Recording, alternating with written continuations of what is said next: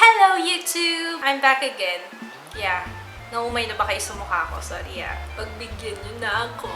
Ito yung part 2 na aking FAQ kasi like I said, hindi nagkasya dun sa first video ko. So this is the part 2. Konti na lang itong mga questions na to. And these questions are anything under the sun. Ano ang gamit mo contraceptives? And she doesn't want to be known. Yeah.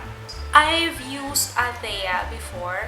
Ito, ngayon, hindi ako gumagamit ng contraceptive. Gusto ko ipahinga muna yung system ko kasi I've been using contraceptives since I gave birth to Jaya. So, ilang taon na si Jaya ngayon? She's 8 years old. So, medyo matagal na. It's been 7 years. So, ngayon, ang ginagamit kong contraceptives ay dasal at tiwala sa sarili. Yeah. I have also tried yung Dayan, pero since ang mahal na nung Dayan ngayon, I guess nasa 600 na. Pero yun talaga dati yun yung ginagamit ko. Ang ganda niya sa skin. Yeah, kung maghahanap kayo ng pills na kaganda na skin, yung Dayan. It's anti-androgen, parang nililesen niya yung paglabas ng pimples. Yeah, research on that kasi alam ko yun ang ano niya, yun ang kanyang effect. Ano ang pinaka-hate mo sa isang tao and why po? Angeli De La Cruz. Ang pinaka-ayaw ko is yung mga taong mayabang. Yung kailangan pa nilang buhatin yung bangko nila. Oo, sige, nakakaangat sila sa buhay pero hindi mo na kailangan ipangalandakan. Parang ganun. Be considerate naman kasi hindi naman lahat ng tao kasing yaman mo. Kung magaling ka, mayaman ka, lalabas at lalabas yan eh. Hindi mo na kailangang ipilit pang ilabas, diba? What are your thoughts on same-sex relationships? Eto, to tell you honestly, when I was in high school, nagkaroon ako ng relationship na girl-to-girl. Looking back, parang nothing serious. Syempre, high school pa lang ako nun. My thoughts on same-sex relationships, yeah, okay lang. Sa panahon natin ngayon, although yung culture natin, yung tradition natin, parang hindi pa ganun ka. Although, unti-unti, parang nakikilala na natin or tinatanggap na paunti-unti. But still, parang hindi pa rin, diba? Parang ganun yung feeling. Ewan ko if you get me. You know what?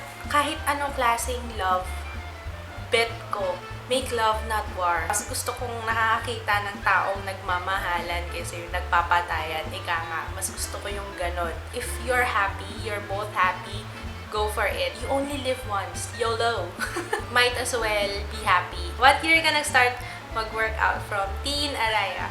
I started working out 2010. Like I said, yun yung rock bottom ko. Doon na ako nauumay, nakakatanong ng mga tao, buntis ka ba? Buntis ka ba? Buntis ka ba? Ano ba? Hindi ako buntis. Kulang na lang maglagay akong placard dito. Hindi ako buntis. Minsan kung hindi yun ang tanong, bagong panganak ka? O nanganak ka na? Ilan na anak mo? What are you implying? Siguro may mga makaka-relate sa akin. Di ba nakakainis yung ganun? Narin, nagmimili kami ng damit ni Jaya. Tapos, syempre pareho si Jaya is chubby-chubbyhan din. Kaya pala chubby si baby. Chubby din si mommy. Halika na anak, alis na tayo. Okay, what is your favorite food pag depressed? Okay, that question was from Genesis Ching. Depende sa level ng pagka-depressed ko. Talaga sobrang depressed.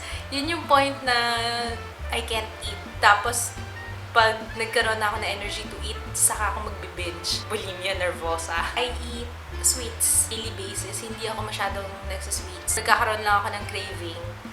Siguro mga once a week, ganun. Mocha roll, yun ang favorite ko. Kahit ko deluxe, kahit red ribbon, basta mocha roll, I love it. Magnum, almond.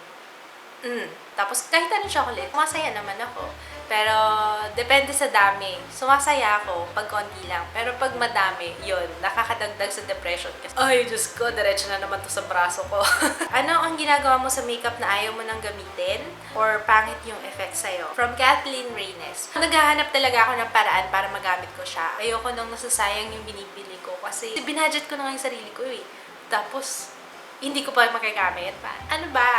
Bakit ganon? Talagang hinahanapan ko ng paraan para magamit ko. Like, for instance, yung ayaw ko na eyeliner, yung Nichido, gamit ko siya pang outline ng eyeliner ko, diba? Parang ganon. If talagang hindi ko talaga siya gusto, tsaka okay lang, parang dispensable, pwede kong pamigay. It's either pinapamigay ko, or kung talagang nakakahiya siya ipamigay, i-dispose ko na lang. Wala akong magagawa. Pero mostly naman na hindi ko nagugustuhan na mura, talagang dinidispose ko na lang. Kasi mura lang naman yun. Kasi alam niyo naman ako pag bumili ng mura, mura talaga. Taga saan ka po, ate? Okay, this is from Laika Tan. I live in Manila, the capital of the Philippines! From Anonymous, kailan niyo po susundan si Jaya? Kasi OT kasi yung husband ko ngayon, so malamang baka bukas na, no? I don't know. Like I said, hindi na ako nagko-contraceptive. So, pag binigay, edi binigay. Sa ngayon, I don't think we're financially ready. So, kasi gusto ko kapag gusto namin, syempre kahit sino namang magulang, di ba? Mas gugustuhin yung talagang ready kayo. Mas gusto ko yung may provide ko yung gusto, yung kailangan niya. Sa ngayon nga, parang medyo hirap pa ako kasi parang hindi ko pa nabibigay yung gusto kong ibigay kay Jaya. Tsaka, yan. Regarding dun sa question din, pakitanong na lang din si Jaya kasi actually si Jaya ayaw niya. Part din naman ng family yung anak ko. So, dapat kasama sa pagpaplano, itatanong din doon sa anak kung gusto mo na bang magkaroon ng kapatid, diba? Ayaw pa ni Jaya. Ewan ko kung kailan siya magiging ready. Pero hanggang ngayon, although kahit ilang beses ko sabihin na baka ayaw mo bang magkaroon ng kapatid, masaya magkaroon ng kapatid, pero parang ayaw pa niya. Hindi pa yata siya ready. So, ayoko naman din i-ano sa kanya, diba? Kung hindi pa siya ready. Time para dyan. Bata pa naman ako. Bata pa naman kami. Kasi maaga rin kami nag-asawa. Okay, last question from Christina Santiago. May posibilidad ba na makita ka namin in person? Like an EB? Yes! Pupunta ako sa Beauty Fair 2013. Yes, I will be there October 5. 3 p.m. onwards. So, I will be meeting you. Parang ako excited na kinakabahan. I don't know. This is my first time ever na pumunta sa event. Tapos at the same time, I'll be meeting you guys. Beauty Fair 2013 will be on October 4 to 5, 12 p.m. to 9 p.m. at Il Terrazzo. Ba yun? Okay, at Ariato Penthouse Venue, Il Terrazzo, 305 Tomas Moratos, Calc Madrinan, Quezon City! Yun, sorry hindi ko kabisado pero yun. If you want to come and say hi, say hi to me, I will be at Miss Bella booth.